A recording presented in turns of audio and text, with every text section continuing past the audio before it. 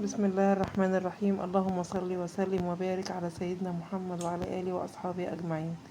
ازيكم يا حبايبي؟ عاملين ايه؟ يا رب تكونوا بخير. النهاردة معانا فيديو جميل جدا. هنعمل الدبابيس، ننضفها ونغسلها بطريقة جميلة جدا.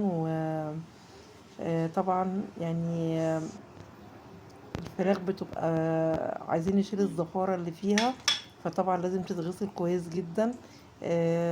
هوريكم الطريقة بتاعة الغسيل. طبعا هو انا بجيبها بحطها يوم كامل في الفريزر تتجمد. طبعا عملية التجميد دي بتقتل البكتيريا، وكمان بتسهل لي عملية التسوية، وبتخلي الفراخ طرية معايا، ويعني ايه كويسة جدا. آم، طبعا بعد ما فكت معايا ببتدي افككها اهوت، وبجيب هنا اهوت الملح. دي اول خطوة. ببتدي افتحها كويس كده من الجلد كده من جوه، وابتدي افركها كويس بالملح، كمية ملح كده كبيرة، وابتدي ادخل الملح فيها كده من جوه وانضفها كويس. طبعا لو في اي زوائد دهنية او اي حاجة من جوه بشيلها اهيت. الملح طبعا مهم جدا جدا، بيشيل لي اي ريحة زفارة في الفراخ اهيت. شايفين بتتنضف من جوه، منضفة اي حاجة، اي دهون، اي حاجة بتتشال معايا وانا بنضفها كده بالملح.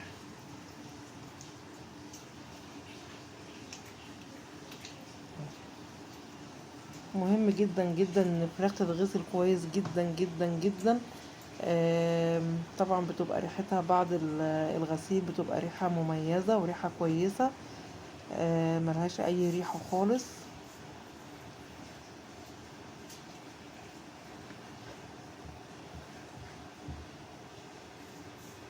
اهو هخلص الملح اللي معايا كله نهوش في تنظيف الفراخ.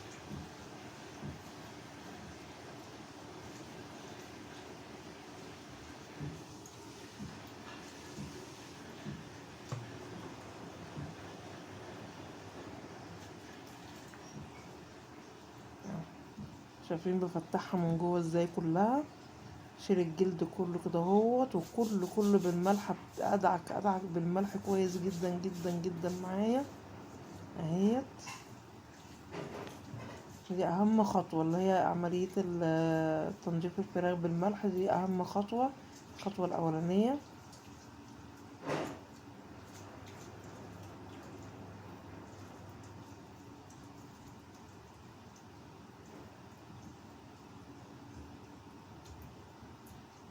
شايفين الزوائد كلها انا بشيلها، الزوائد اللي من جوه الدهنية دي بشيلها كلها وانضفها معايا، بخليها زي الفل.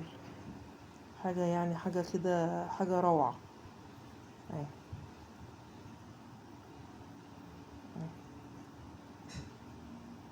ماشية معاكم خطوة خطوة كده اهوت اهي.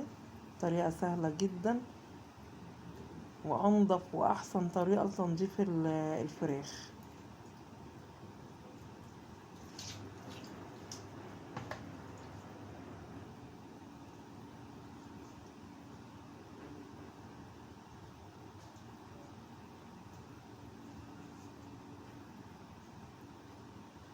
بعد ما اخلص الكمية اللي معايا كلها ببتدي بقى على الحنفية، انزل عليها بقى المية، وابتدي اغسلها كويس جدا جدا. بعد ما عملتها كلها بالملح، دعكتها بالملح. مهم.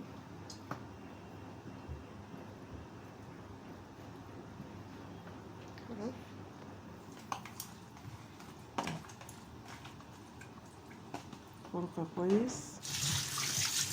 شايفين بقى عملية الغسيل بقى بعد كده بعد الملح اهي. نزل كل لو دم، حاجة دهون، ريحة زفارة، ابتدي اغسلها كذا مرة. دي اول مرة طبعا بعد الملح اهو. شايفين برضو المية عاملة ازاي؟ ابتدي اغسل فيها لغاية ما كده اخر مرة اجي اغسلها ابص الاقي المية دي نضيفة خالص. مش يعني ايه، ما اسيبهاش كده واطبخها بالشكل ده ابدا، لا. تحت الحنفية وتدعيه كويس بالمية اهو.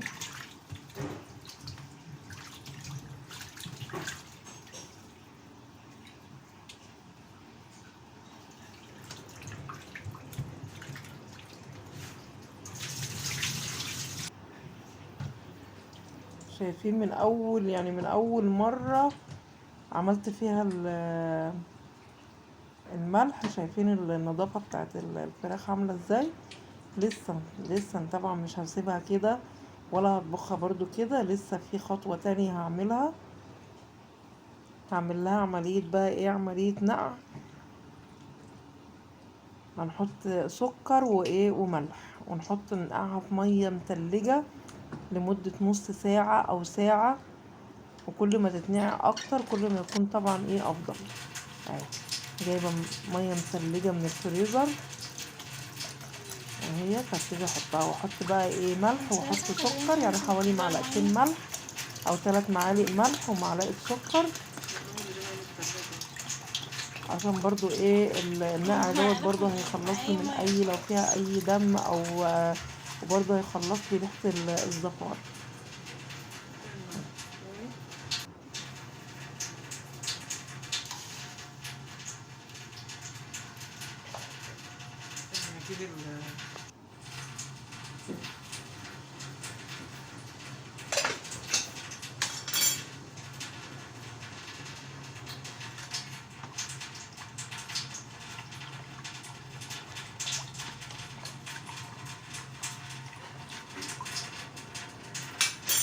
طبعا لو وصلتوا لغاية هنا يا حبايبي وانتوا بتتفرجوا على الفيديو، يا ريت ما تنسونيش اللايك.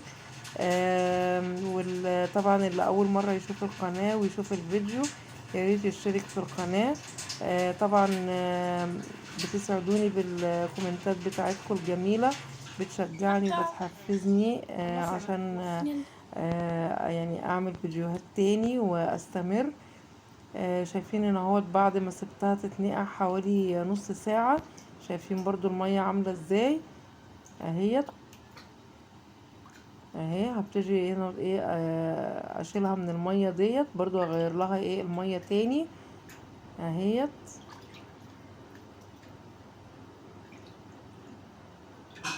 كده اتنقعت في الملح والسكر.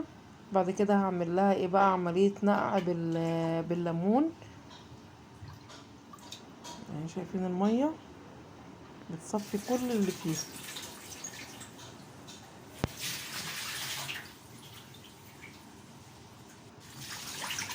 سيبها تاني تحت المية تغسل تاني، تدعك تاني بالمية النضيفة اهي.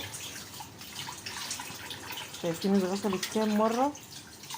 ابتدي بقى هنا ايه بغرزها هنا اهوت بشوكة هنا اهوت، عشان طبعا ايه هنقعها بقى في الليمون وملح. ابتدي هنا اهوت افتحها هنا اهوت بشوكة اهي،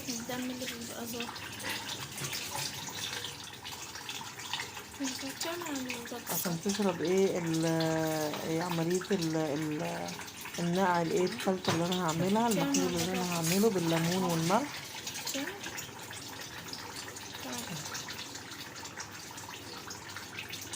طريقة جميلة جدا جدا لتنظيف الفراخ، و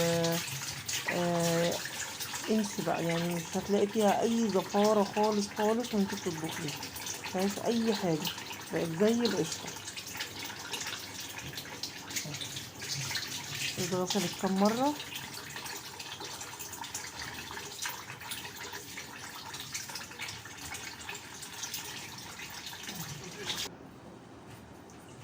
حطيت بقى هنا اهوت ملح وهحط ليمون، حط حوالي 3 ليمونات هعصرهم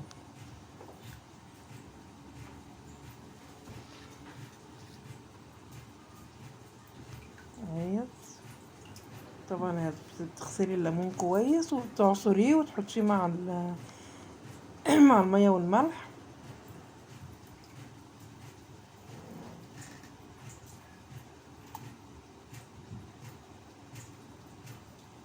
انا ماشيه معاكم خطوه بخطوه، ما بجريش الفيديو عشان ايه تشوفي كل حاجه ايه خطوه بخطوه. و انا مش عارفه انت ليه يعني تمشي ايه بتوصلي ده اول ما بالخطوات اللي تحطي انا اول عاملاها مكان انا قشر اهوت. عادي. يعني صدقوني لو مشيتوا ونضفتوا الفراخ بالطريقة ديت هتلاقوا كنت نتيجة حلوة تعملي جدا جدا جدا. الليمون تعصريه في طبق وتدلقيه على طول، بعد كده بقى تحطي القشر. تمام. مش هتلاقي اي زفارة خالص في الفراخ ايه وانت بتعمليها.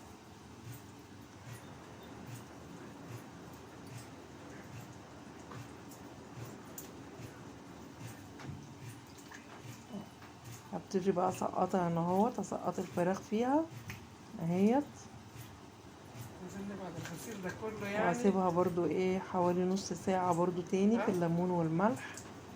لا هاكل وانا مطمنة والله. خلاص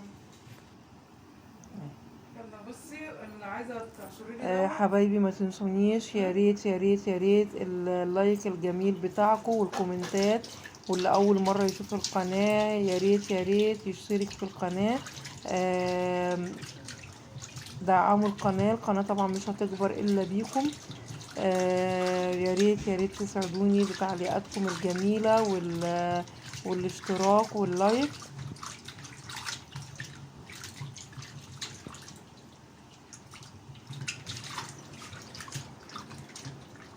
كده خلاص دي اخر مرحله في التنظيف. ايوه، بعد كده بقى ايه هشطفها وخلاص كده ايه نبتدي ايه نستخدمها.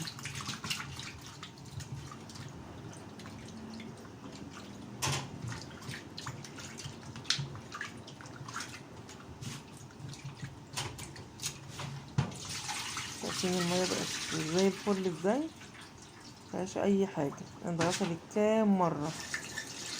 سايب عليها مية بقى نضيفة وهشطفها وكده ايه. طبعا الفيديو بتاعنا كده خلص لغاية كده.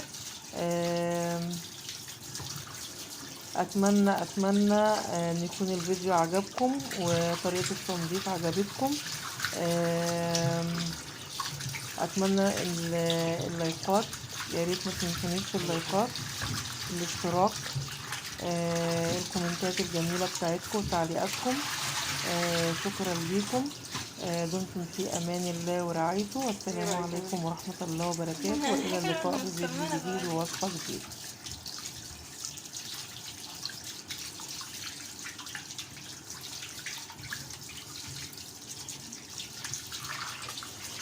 مش شكلها عند الراجل، مش شكلها دلوقتي يعني. سلام.